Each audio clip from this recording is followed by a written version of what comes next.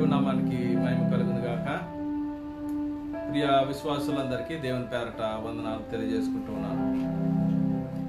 దేవుని కృపను బట్టి, ఆయన కాపుదలను బట్టి గడిచిన కాలమంతా తన కృపా కాపుదల్లో మనల్ని కాచి కాపాడి భద్రపరిచి సంరక్షించి తన మహిమార్థమై మనకు జీవాన్ని అనుగ్రహించి యేసుక్రీస్తు రక్షణలో మనందరినీ కాస్తూ ఉంటూ ఉన్న దేవాది దేవునికి మరొకసారి కృతజ్ఞతాస్తుతులు చెల్లించుకుంటూ మరి వీక్షిస్తూ ఉంటూ ఉన్న సంఘ పెద్దలను బట్టి, విశ్వాసాలను బట్టి, స్త్రీ సమాజాన్ని బట్టి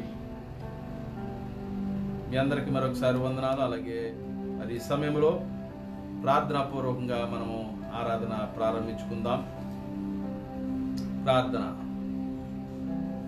సకలాశీర్వాదములకు కారణభూతుడైన మా తండ్రి, కృప కలిగిన యేసయ్య, ఈ మధ్యాహ్న కాల సమయంలో నీ పాద సన్నిధిలో ఇటు రీతిగా నిన్ను స్తుతించడానికి, గణపరచడానికి మీరు ఇచ్చిన గొప్ప తరుణాన్ని బట్టి మీకు వందనాలు చెల్లించుకుంటూ ఉన్నాను. ఇదిగో నాయన, అవకాశము లేనప్పటికీ నాయన ఇటు రీతిగా సంఘమంతా కూడుకోవడానికి, సంఘముతో నీ వాక్యమును పంచుకోవడానికి నేను జీవము కలిగిన యేసు ద్వారా నేను స్తోత్రం ప్రభా. మేమందరము నీలో ఏకమై ఉండులాగా మీరు ఇచ్చిన ఈ గొప్ప తరుణాన్ని బట్టి, అవకాశమును బట్టి మీకు వందనాలు చెల్లించుకుంటూ ఉన్నాను. ఇటు అవకాశం ఎంతమందికి లేనప్పటికీ మాకు ఇటు భాగ్యమును దయచేసిన దేవా మీకు వందనాలు. ఎదుగోనైనా మరి ఆన్లైన్లో వీక్షిస్తూ ఉన్న ప్రతి బిడ్డని మీ చేతికి అప్పగించుకుంటూ ఉన్నాం. నేను వారిని, వారి కుటుంబాలని, వారి పనులను సమస్తము మీరు కార్యమని అడుగుతూ ఉంటూ ఉన్నాం. ఇదిగో నేను ఆరాధన ప్రారంభించుండగా పాటలందు మీరునండి, నేను వాక్యము ద్వారా మీరు మాతో మాట్లాడమని అడుగుతుంటున్నాం. సూటిగా మా హృదయాలతో మాట్లాడండి, మా సంఘముతో మాట్లాడండి, నీ జనులతో మీరు మాట్లాడమని అడుగుతుంటున్నాం.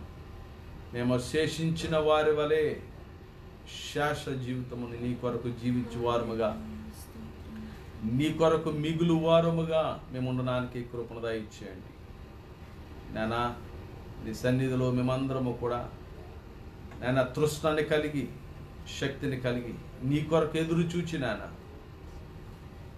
నీ కొరకు బలమును పొందుకుని నీ సేవలో పరిచారకులుగా మేమందరము ఉండడానికి, నీ పరలోక రాజ్య వ్యాప్తిలో నాయన మేమందరము పనివారుగా ఈ లోకములో జీవించడానికి మమ్మల్ని ఆయత్తపరచండి. మాలో ఉన్న బద్ధకాలను తీసివేయండి. అనాలోచితమైన పరిస్థితులను మా నుంచి తొలగించమని అడుగుచూ ఉంటూ ఉన్నాం.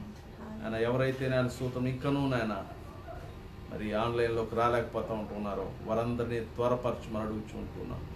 బలపరచండి, స్థిరపరచండి. వచ్చిన వారు నాయన ఆఖరి నిమిషం వరకు, ఆశీర్వాదము వరకు నాయన ఉండి వాక్యమును విని బలపడులాగున కృపను దయచేయమని ఈ సమయంలో నాయన నీ సన్నిధికి మమ్మల్ని అప్పగించుకుంటూ నీ పరిశుద్ధాత్మ నడిపింపును మాకు అనుగ్రహించమని మీరే అధ్యక్షులుగా ఉండి నీ ఆరాధన జరిగించుకున్నాం. యేసు క్రీస్తు నామములో అడిగి వేడుకుంటూ ఉన్నాం మా పరమ తండ్రి.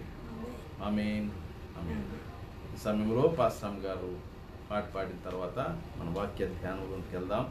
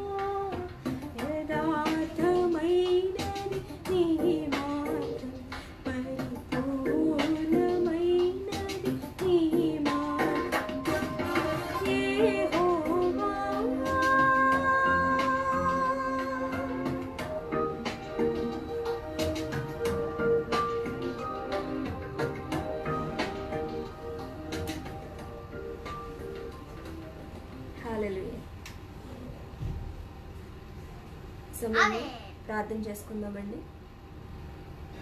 ప్రార్థన.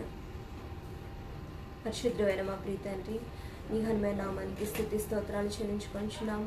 గడిచిన కాలం అంతా నీ కృపా కాపుదల్లో మమ్మల్ని అందరినీ భద్రపరిచి నాయన శుక్రవారపు ఆరాధనలో నాయన మరి ఆన్లైన్ ఆరాధన జరిగించడానికి నీ మాకు ఇచ్చిన గొప్ప భాగ్యంను బట్టి నీకు లెక్కలేని స్తుతి స్తోత్రాలు చెల్లించుకుంటున్నాము. ఇంతవరకు నాయన మరి పాటల ద్వారా నాయన నిన్ను మహింపరచడానికి నీవు నాకు ఇచ్చిన గొప్ప భాగ్యమును బట్టి అవకాశంను బట్టి నీకు లెక్కలేని స్తుతి స్తోత్రాలు నాయన. మరి ఈ కార్యక్రమాన్ని ఎవరైతే చూస్తూ ఉంటున్నారో నాయన వారిని అందరినీ దీవించిన ఆశీర్వదించండి. మా సంఘస్థులను నాయన ప్రతి బిడ్డని నాయన నీ విశ్వాసులైన ప్రతి ఒక్కొక్కరిని నాయన నీ స్వాధీనంలో ఉంచుకోనండి. నాయన వారి కుటుంబాలను దీవించండి, ఆశీర్వదించండి. నాయన వారి అక్కర్లను అవసరతలను మీరే ముందుగా ఉండి తీర్చండి. బలహీనలు బలపరిచి నీ శక్తిని బిడ్డలకు దయచేయండి నా తండ్రి. ప్రభు ఈ సమయంలో నాయన మరి మాకు విరోధంగా రూపించబడుచున్నది ఏది కూడా వర్ధిల్లకుండా చేయండి. నీకు వందనాలు. ఇదిగోనైనా మమ్మల్ని అందరినీ నీ ఆత్మ చేతను నాయన నీ అభిషేకం చేతను నింపండి. నీకే వందనాలు. ఇంకను నీలో బలపడిలాగిన కృపను దయచేయండి నాయన. నీ మార్గంలో నడవటానికి సహాయం దయచేయండి. మేము ఎంత కష్టం వచ్చినప్పటికీ నాయన, మేము ఎంత నష్టపోయినప్పటికీ నాయన నీ కొరకు నాయన మేము ఎదురు చూసేవారముగా నాయన నిన్ను ముందు పెట్టుకుని నాయన మేము ఎదురికి వెళ్ళేవారుగా మమ్మల్ని అందరినీ నడిపించండి.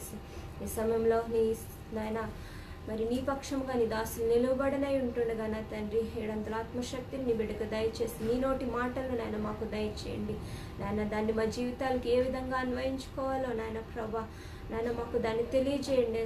నీకే వందనాలు. మా హృదయాన్ని నీ స్వాధీనంలో ఉంచుకొని నీ చిత్త ప్రకారం నాయన మేము నడుచులాగున కృపను దయచేసి నడిపించమని ఈ ఆరాధన అంతటి నీ చేతులకు అప్పగించుకొంచు యేసు ప్రభు నామమున అడిగి వేడుకొంచున్నాను నా ప్రియ తండ్రి.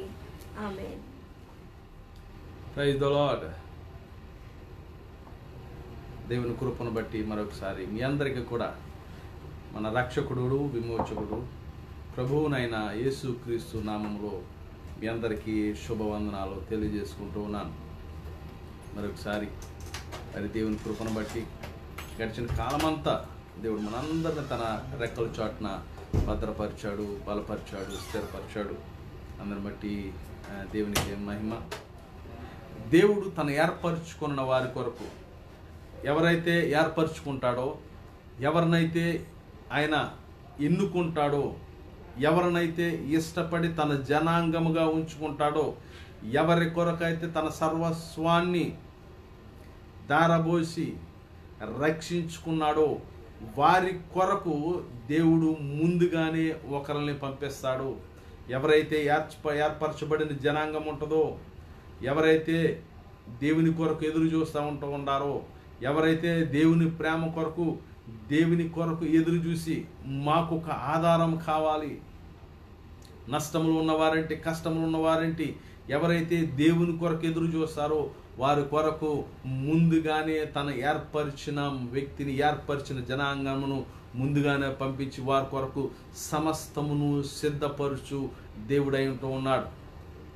దేవాది దేవుడు మనల్ని ఒట్టినే వదిలేయకుండా, మనల్ని ఆ విధంగానే విసర్జించకుండా, మనల్ని పట్టించుకోనకుండా ఉండకుండా ఉన్న దేవుడు మాత్రం కాదు. ఆది కాలం నుంచి మనం చూసినట్లయితే మన కొరకు, తన ప్రజల కొరకు ముందుగానే ఒక ప్రవక్తను కానీ, ముందుగానే తన జనాంగాన్ని కానీ, ముందుగానే తన ప్రజల కొరకు సిద్ధపాటు చేయగల వ్యక్తిని ముందుగానే పంపించి, తన కష్టమైన నష్టమైన తన జనాంగం కొరకు నిలవబడగల ఒక ప్రవక్తను పంపించి, ఒక వ్యక్తిని పంపించి తన ద్వారా తన సమాజమును రక్షించే దేవుడు మన దేవుడై ఉంటూ ఉన్నాడు.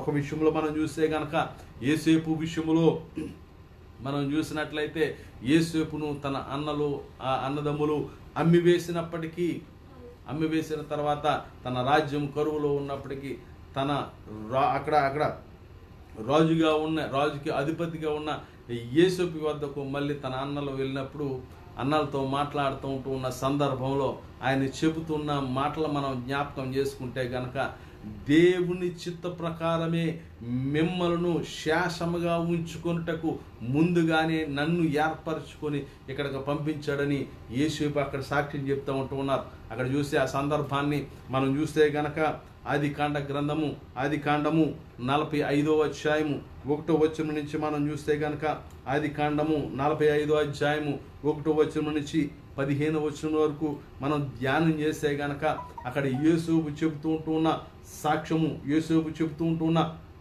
బలమైన సాక్ష్యాన్ని మనం చూసినట్లయితే గనక ఇక్కడ అప్పుడు యోసేపు తన యొద్ద నిలిచి ఉన్న వారి ఎదుట తన్ను తాను అణుచుకొన్న జాలక నా యొద్ద నుండి ప్రతి మనుషుని వెలుపలికి పంపివేయుడని బిగ్గరగా చెప్పెను. యోసేపు తన సహోదరులకు తన్ను తాను తెలియజేసుకున్నప్పుడు ఎవరునూ అతని యొద్ద నిలిచి ఉండలేదు. అతడు ఎలుగెత్తి ఎడబగా ఐగుప్తీయులను ఫరో ఇంటి వారును వినిరి. ఎప్పుడైతే అన్నదమ్ములు అక్కడికి వెళ్తా ఉన్నారో సందర్భం అంతా మీకు తెలుసు. ఆ తర్వాత తన్ను తాను వారికి కనబరుచుకోవడానికి ఎలుగెత్తి ఏడుతూ ఉన్నాడు. తన ముందు ఎవరు ఉండకుండా పంపివేసి వారు అన్నదమ్ములు తప్ప ఎవరు ఉండకుండా చూసుకుని ఎలుగెత్తి ఏడుస్తూ అక్కడ చెప్తూ ఉన్నాడు. ఏంటంటే తన్ను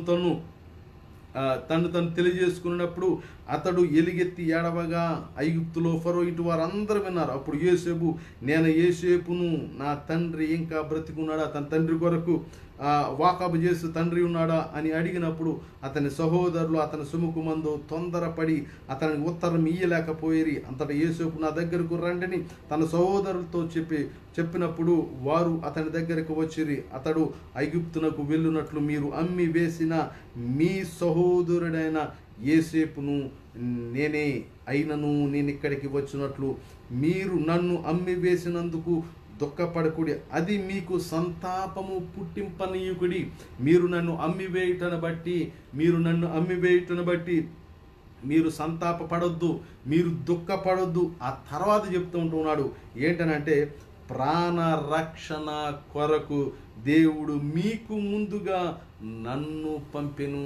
అది దేవుడు ముందుగానే తన ప్రణాళికలో మనకంటే ముందుగా ఒకరిని మన కొరకు అన్ని సమకూర్చడానికి, సిద్ధపరచడానికి, మనల్ని రక్షించడానికి, మనం ఈ లోకము నుంచి రక్షించడానికి ముందుగానే ఒకరిని ఏర్పరచుకుంటూ ఉన్నాడు, ఒకరిని పంపుతూ ఉన్నాడు. ఆ సందర్భాన్ని మనం చూస్తే గనక తన జనాంగాన్ని, తన కుటుంబాన్ని, తన దేశమును రక్షించుకున్నట కొరకు యోసేపును ముందుగానే అక్కడికి పంపినట్లు మనం అక్కడ చెబుతూ ఉన్నాం.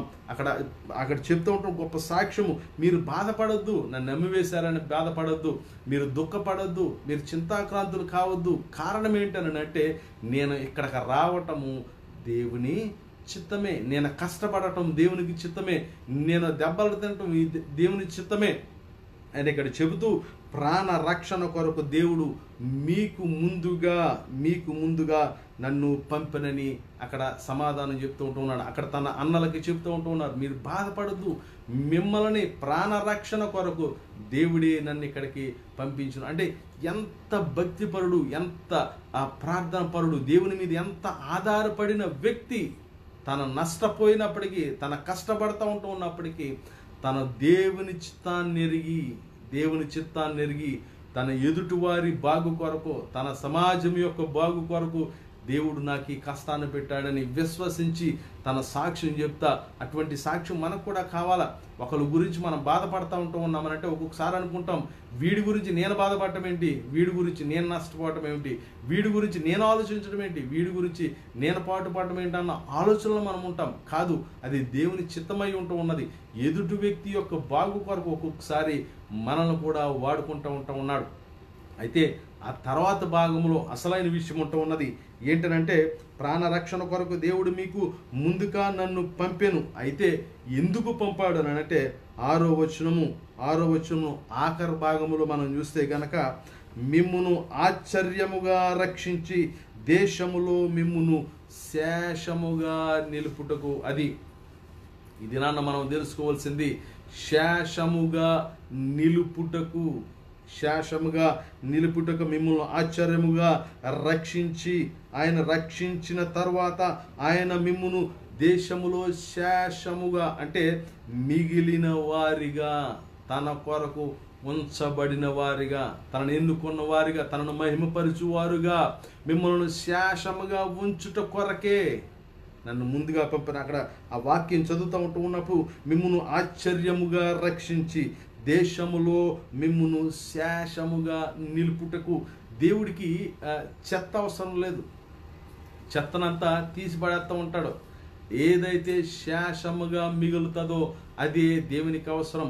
ఈ దినాన్న మన అంశము కూడా శేషముగా మిగులుట కొరకు, ఆశ్చర్యముగా నిన్ను నన్ను రక్షించుట కొరకు, ఆయనకు శేషముగా ఉండుటకు ఈ దినాన్న నిన్ను నన్ను ఏర్పరచుకుంటూ ఉన్నాడు.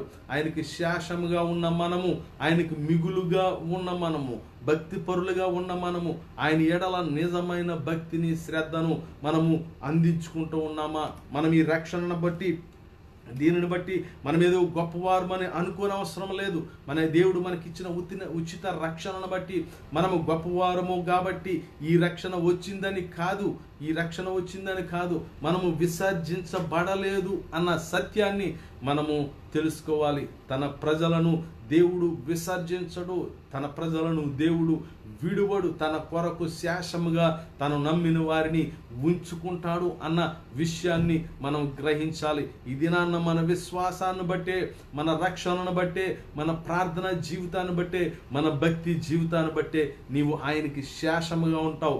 లేకపోతే ఆయన చేతిలో చేట ఉన్నది, ఆయన కళ్ళమును బాగుగా శుభ్రపరుస్తూ ఉన్నాడు. పొట్టు ఎగిరిపోతుంది. ఏదైతే గింజలుగా ఉంటాయో, ఏదైతే బలముగా ఉంటుందో, ఏదైతే శేషముగా ఉంటుందో ఆయన కొట్టులో వేసుకుంటాడు. లేకపోతే గనక పొట్టుని అగ్నితో కాల్చివేయబడుతుంది. మనం జాగ్రత్త సుమా, నీవు పొట్టుగా కాకుండా ఆయనకు శేషముగా బలమైన విశ్వాసిగా ఉన్నప్పుడే నిన్ను ఆశ్చర్యముగా దేవుడు రక్షించగలుగుతాడు. ఆశ్చర్యముగా రక్షించి తన మహిమార్థమై జీవింపజేస్తాడు. దానిని మనల్ని విసర్జించడు, విడిచిపెట్టడు. ఎందుకనగా ఆయన కృప వలన మనల్ని ఆయన రక్షించుకుంటూ ఉన్నాడు. అందుకే అపోస్తలుడైన పౌలు గారు రోమీలకు రాసిన పత్రిక 11వ అధ్యాయము 1వ వచనంలో ఈ విధంగా అంటాడు, అలాగైన ఎడల నేనేమగును, దేవుడు తన ప్రజలను విసర్జించిన అట్లనరాదు.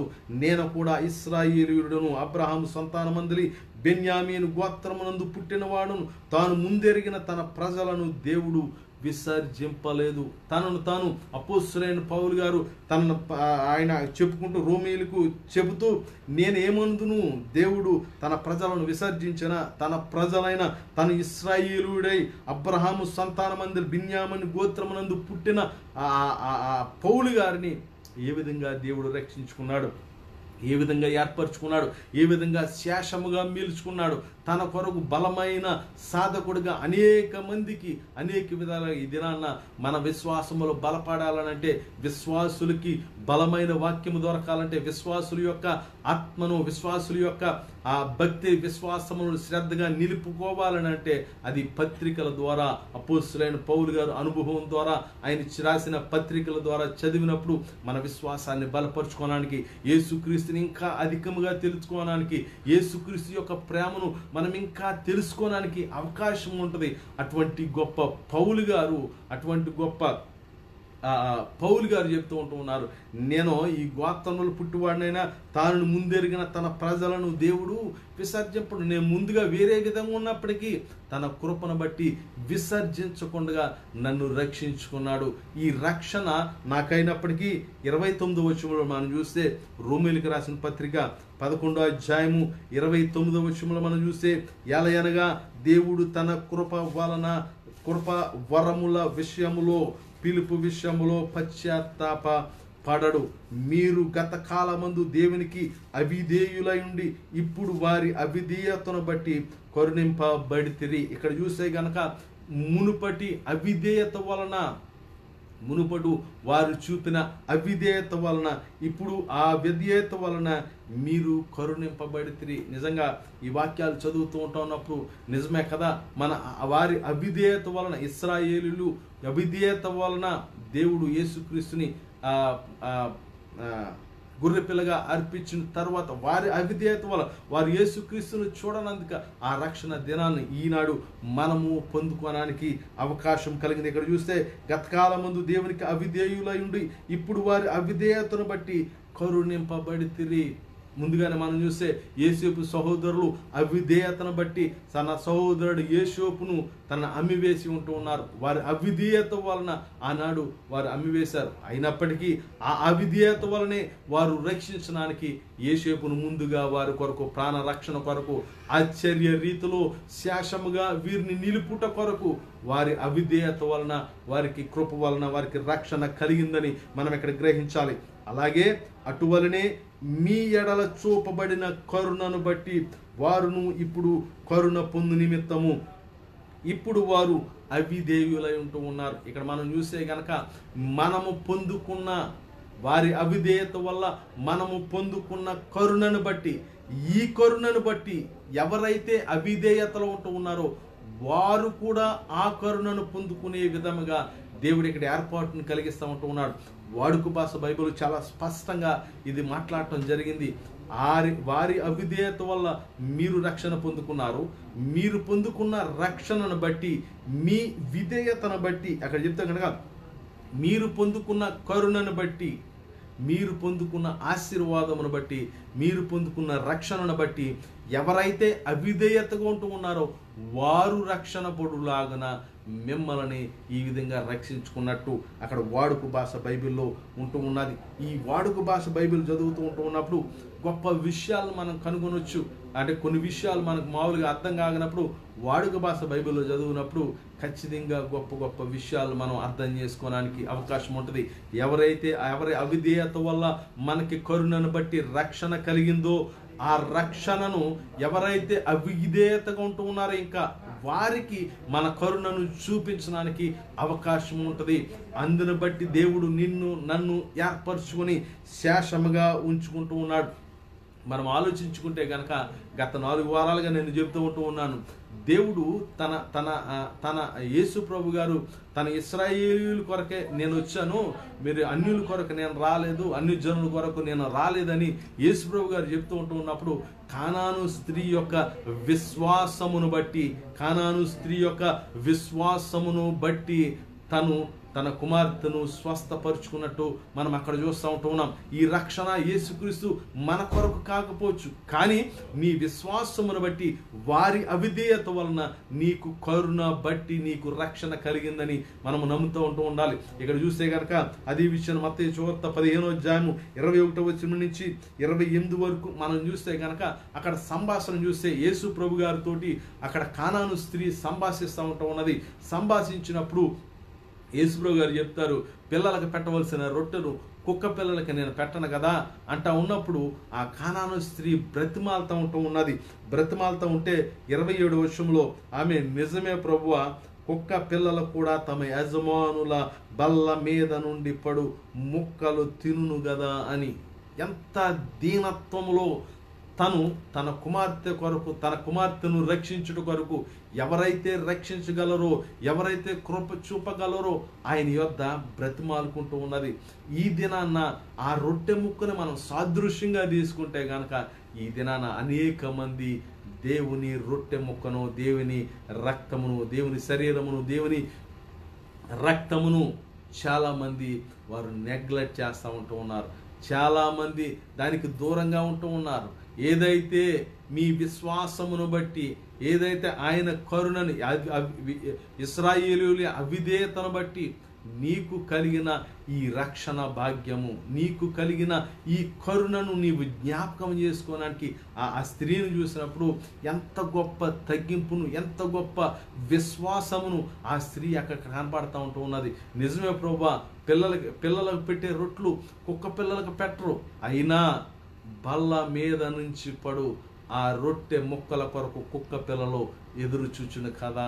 ఎంత దీనత్వంలో, ఎంత విశ్వాసముతో యేసు ప్రభుని అక్కడ ప్రార్థన చేస్తూ ఉంటూ ఉన్నప్పుడు ఆ స్త్రీ విశ్వాసమును చూచి యేసు ప్రభు నిజమే, అయితే నీ విశ్వాసమును బట్టి నీ కుమార్తె ఇప్పుడే స్వస్థత పడును, నీవన్నట్టు అక్కడ జరుగునన్నప్పుడు అదే సమయమున తన కుమార్తె కూడా స్వస్థత పొందినట్లు మనం చూస్తూ ఉంటూ ఉన్నాం.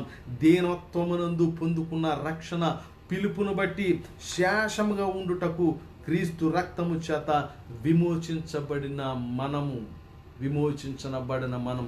దీనత్వం ద్వారా పొందుకున్న, విశ్వాసము ద్వారా పొందుకున్న, నీ నోటితో ఒప్పుకొని హృదయాంతరంగములో దేవుని పెట్టుకున్న రక్షణను బట్టి, నీవు పొందుకున్న రక్షణను బట్టి, నీ రక్షణ పిలుపును బట్టి శేషముగా ఉండుటకు క్రీస్తు రక్తము చేత మనము విమోచించబడ్డామని మనం గుర్తెరగాలి.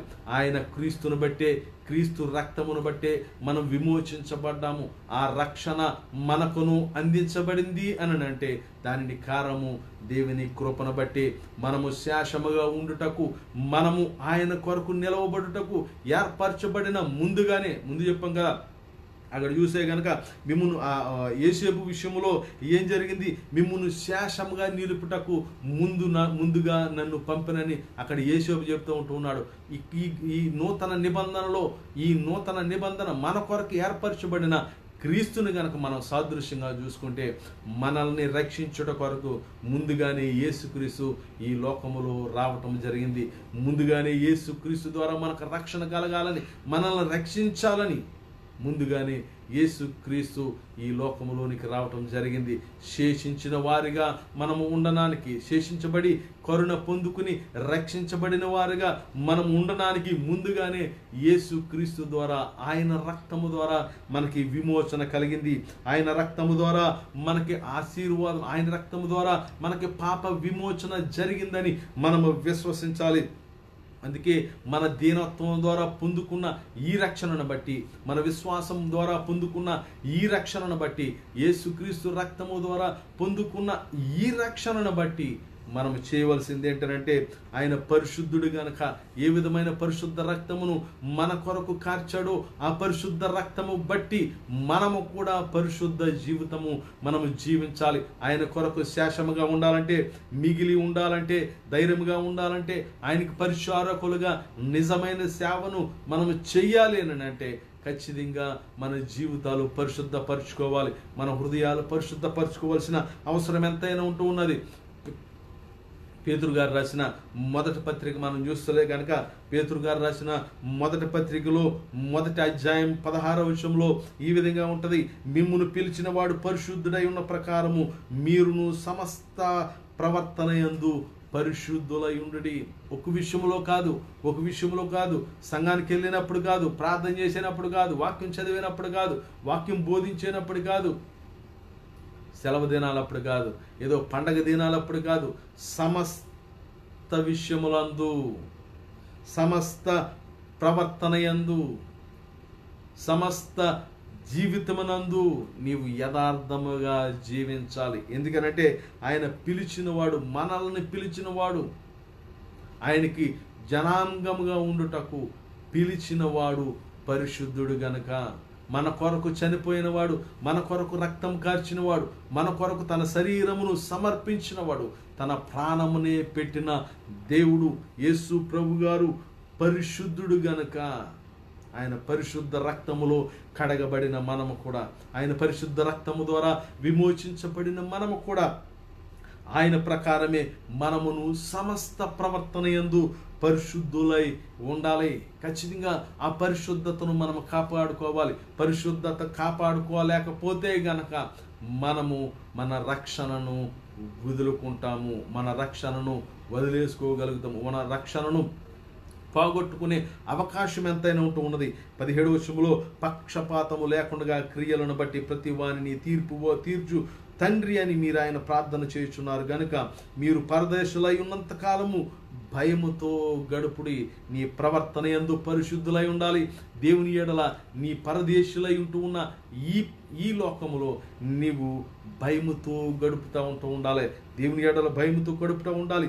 అయితే మన పితృ పారంపర్యంగా వచ్చిన వ్యర్థ ప్రవర్తనను మనం విడిచిపెట్టాలి. 18వ వచనంలో చూస్తే కనుక ఏదైతే పితృ పారంపర్యమైన మీ వ్యర్థ ప్రవర్తనను విడిచిపెట్టినట్లుగా వెండి బంగారముల వంటి క్షయ వస్తువుల చేత మీరు విమోచించబడలేదు. మీరు ఏ విధంగా విమోచించబడ్డారో, ఏ విధంగా మీకు ఈ రక్షణ వచ్చింది, ఏ విధంగా మీరు రక్షించబడ్డారు, ఏ విధంగా తన జనాంగముగా వాగ్దానపు వారసత్వాన్ని మీరు ఏ విధంగా పొందుకున్నారు, ఆ బల్ల మేంచి పడుతూ ఉంటున్న రొట్టె మెక్క కొరకు ఎదురు చూస్తూ ఉంటున్న ఈ జీవితాలు ఏ విధంగా మనము రక్షించబడ్డాము అనంటే, ఏ విధంగా మనం విమోచించబడ్డాము అనంటే అక్కడ చెప్తూ ఉన్నాడు, క్షయమైన వస్తువుల చేత మీరు విమోచించబడలేదు కానీ అమూల్యమైన రక్తము చేత, అమూల్యమైన రక్తము చేత అనగా నిర్దోషత్వము నిష్కలంకమునగు గొర్రె పిల్ల వంటి క్రీస్తు రక్తము చేత. ఇది నాన్న నీ కొరకు నా కొరకు ముందుగానే యేసు ప్రభు గారు తన పరిశుద్ధ రక్తాన్ని కార్చి తన నిష్కలంకముగైన నిర్దోషమైన రక్తము ద్వారా మనల్ని విమోచించాడని నీవు విశ్వసించగలుగుతూ ఉన్నావా? క్రైస్తవ జీవితం అనంటే క్రీస్తుని ఎరగటం అంటే నీవు క్రైస్తవ కుటుంబంలో పుట్టినంత మాత్రాన నీవు క్రైస్తవుడు కాదు. ఖచ్చితంగా అది అందరూ చెప్తూ ఉన్నారు. ఒక్కోసారి మనము కూడా అంగీకరిస్తూ ఉన్నాం. అయితే నీ ప్రవర్తనను బట్టి ఆయనకి వాగ్దాన సంతానముగా వాగ్దానపు వారసత్వాన్ని నువ్వు పొందుకోగలుగుతూ ఉన్నావా? నువ్వు అసలు నమ్ముతూ ఉన్నావా? నీ పాపం ఎందులో కడగబడింది? శాశ్వతముగా ఎవరి కొరకు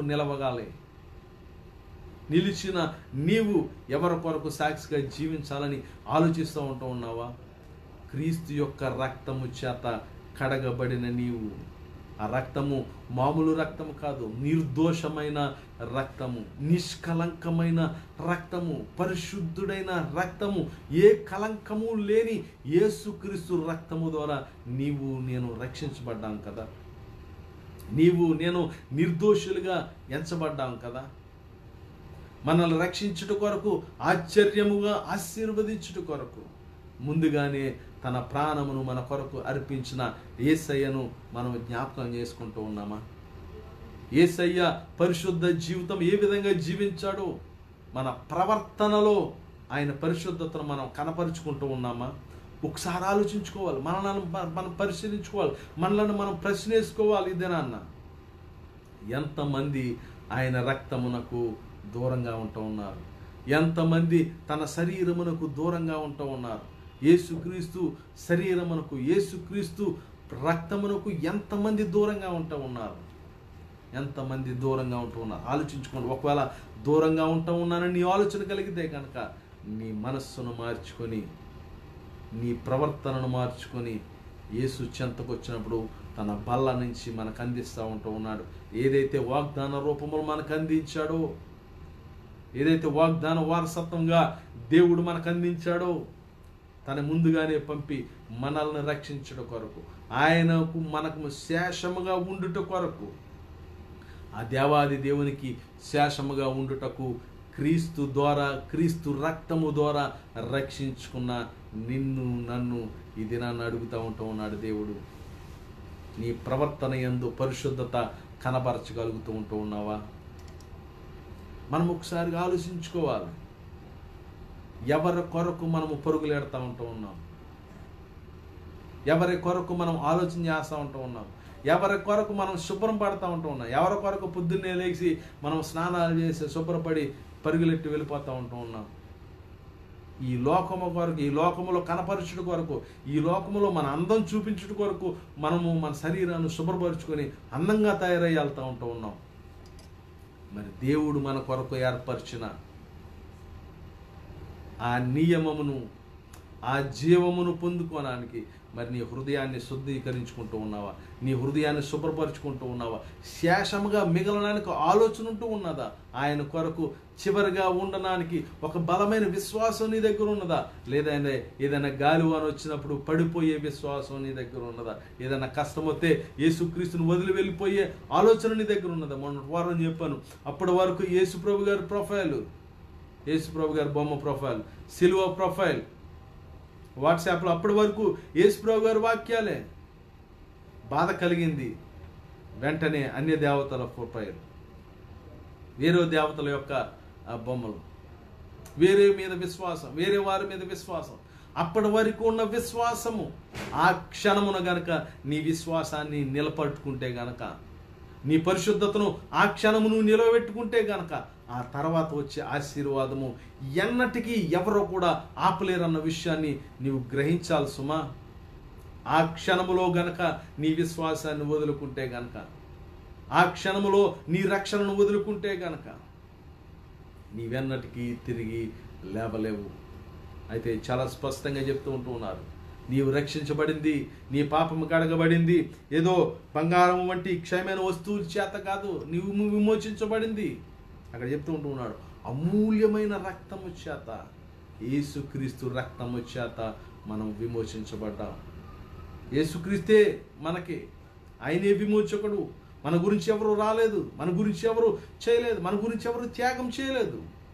మహా అయితే డబ్బునిచ్చి ఉంటారేమో, మహా అయితే వారి సమయాన్ని మనకు వెచ్చిచ్చుంటారు, కానీ ప్రాణమును పెట్టి తన రక్తమును కార్చి రక్షించి ఆశ్చర్యకరముగా తనకు శేషముగా పెట్టుటకు మనల్ని రక్షించిన దేవుడు యేసుక్రీస్తే.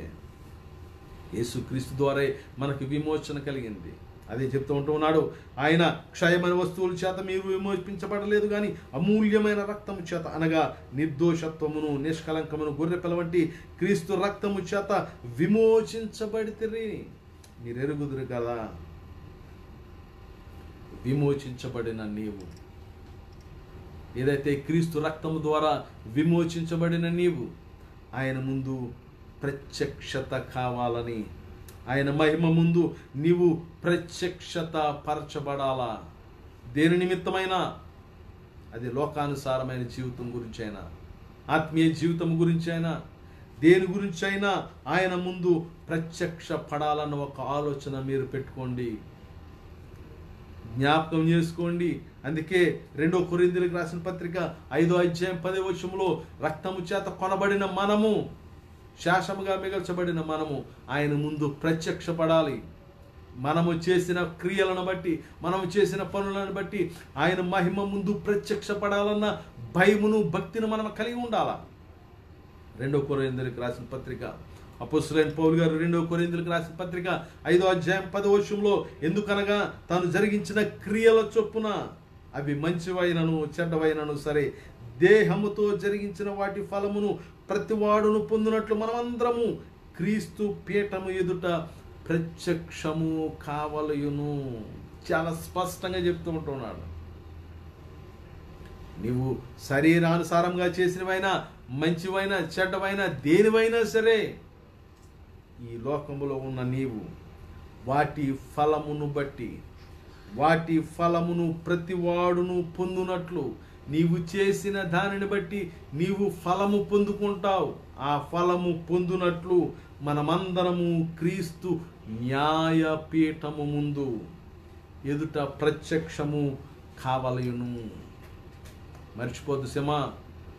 క్రైస్తవ విశ్వాసి, క్రైస్తవ జీవి, క్రీస్తుని ఎరిగిన, క్రీస్తు రక్తములో కడగబడిన, క్రీస్తు కొరకు ఎదురు చూస్తూ ఉంటున్న గొప్ప విశ్వాసి, మనం చేసిన చెడ్డవైన మంచివైన శరీర సంబంధమైన క్రియలైన దేని నిమిత్తమైన నీవు పొందు ఫలము, నీవు చేసే పనికి నువ్వు ఫలం పొందుకుంటావు.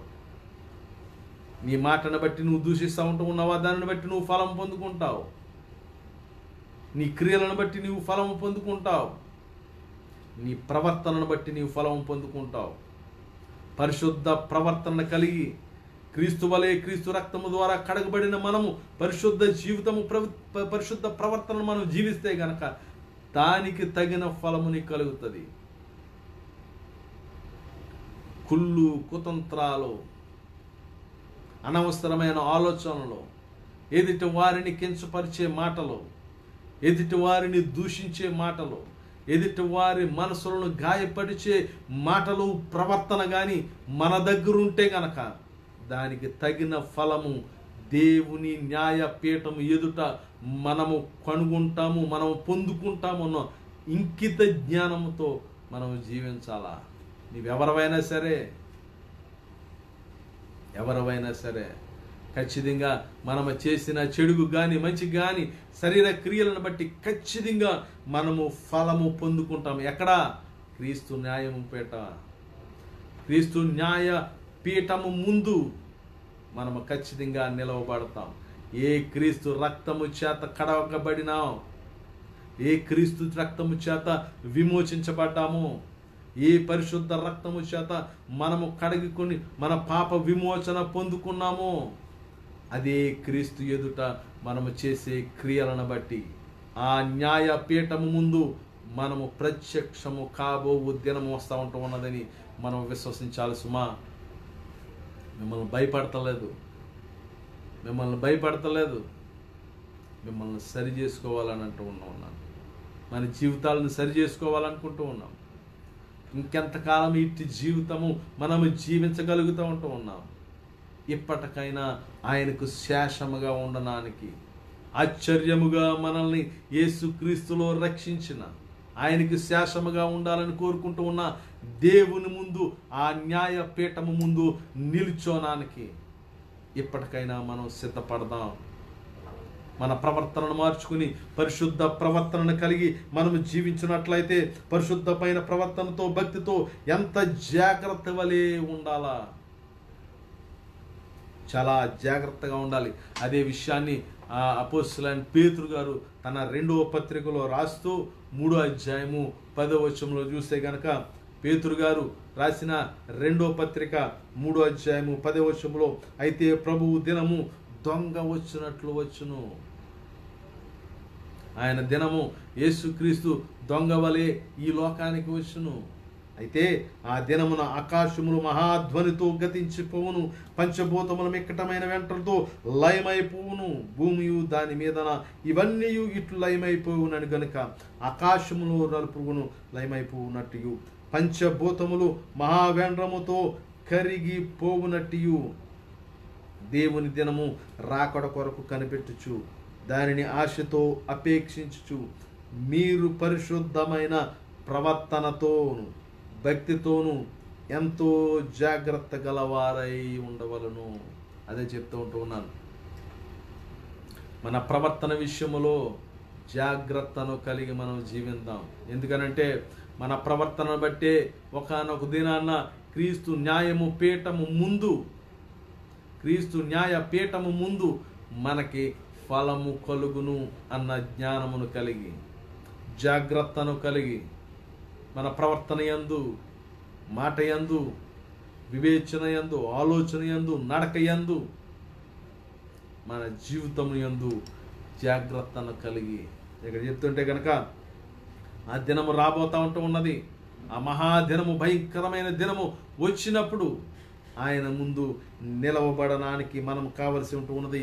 12వ వచనంలో దేవుని దినపు రాకడ కొరకు కనిపెట్టుచు దానిని ఆశతో అపేక్షించుచు మీరు పరిశుద్ధమైన ప్రవర్తనతోనూ భక్తితోనూ ఎంతో జాగ్రత్త గలవారై ఉండవలను. అయినను మనం ఆయన వాగ్దానం బట్టి కొత్త ఆకాశమును కొనుకును కొత్త భూమి కొరకును కట్టిపెట్టుచున్నాము, వాటి యందు నీతి నివసించున్నది.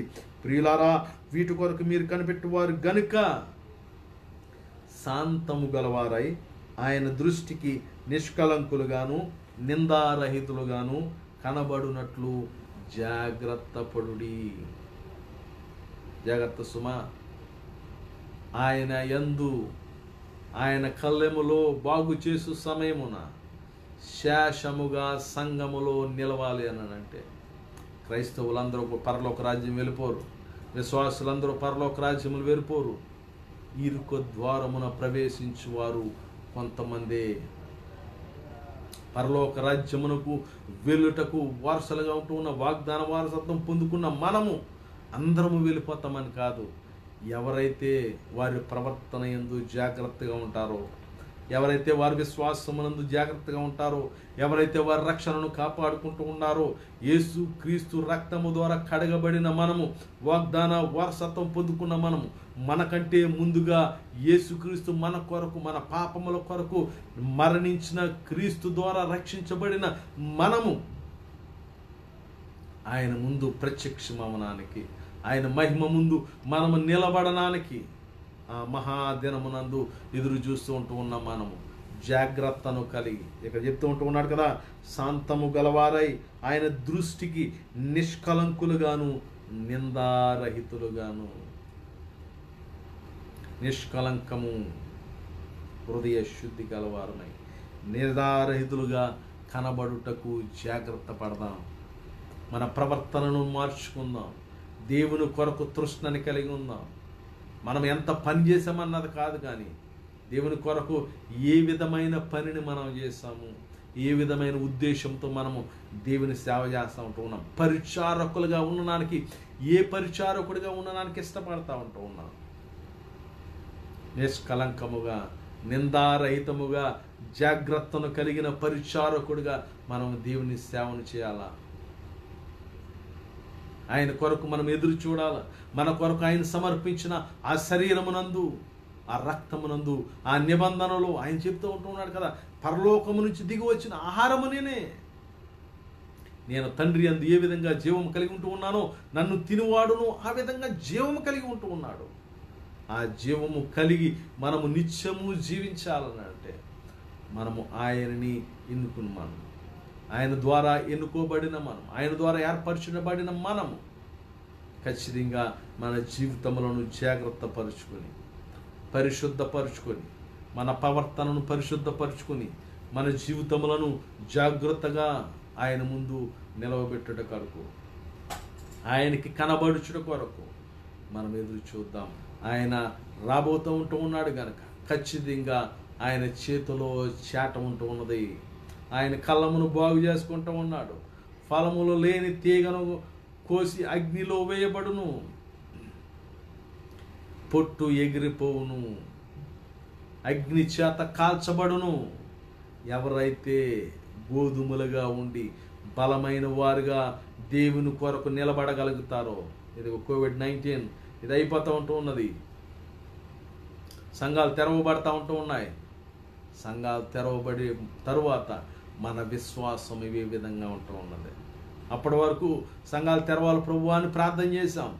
తెరిచిన తర్వాత నీవు ఏ విధంగా దేవుని ఆలయంలో ప్రవేశించాలనుకుంటూ ఉన్నావు, ఏ విధంగా నీ ప్రవర్తన సరి చేసుకుని దేవుని ముందు కనపడాలనుకుంటూ ఉన్నావు, ఏ విధంగా సంఘములో దేవుని ముందు నిన్ను నీవు కనపరుచుకోవాలనుకుంటూ ఉన్నావు. లేదంటే ఇంతకాలం ఇలా జరిగింది కదా, ఇక ముందు ఈ విధంగానే జరుగుతుందని అనుకుంటూ ఉన్నామా? లేదు. దొంగ వలె ఆయన రాకడ రాబోతూ ఉంటూ ఉన్నది. ప్రభువు రాబోతూ ఉంటూ ఉన్నాడు. ఆ రాకడ సమయంలో నీవు నేను ఆయన మహిమ ముందు ప్రత్యక్షపడడానికి, మనము చేసిన దానికి ప్రతిఫలంగా పొందుకోవడానికి ఆ దినం రాబోతూ ఉంటూ ఉన్నది. ఆ దినము కొరకు ఎదురు చూస్తూ మన ప్రవర్తన యందు నిష్కలంకముగాను నిందారహితముగాను జాగ్రత్తను కలిగి దేవుని ఎడల భయముతోనూ భక్తితోనూ జీవిందాం. దేవుడు శిక్షించడని మాత్రం అనుకోవద్దు. అవిశ్వాసులుగా ఉన్నవారిని, ఎవరైతే విడువబడుతూ ఉన్నారో వారిని, ఎవరైతే శాసముగా ఉన్న వారిని కాకుండా పొట్టుగా ఉన్న వారిని ఖచ్చితంగా అగ్నిలో కాల్చబడుతుంది. ప్రకటన గ్రంథంలో ఒక మాట ఉంటూ ఉన్నది, ఎవరైతే ఆయనను మాట వినకుండా ఉంటారో, ఆయనకి వ్యతిరేకంగా ఉంటారో, నిజమైన భక్తి జీవితములు కలిగించకుండా ఉంటారో, క్రీస్తు ముందును న్యాయపీఠము ముందును అగ్నిలో కాల్చబడుదురు అని ఉంటుంది. భయంకరమైన స్థితి. ఆ స్థితి మనకొద్దు.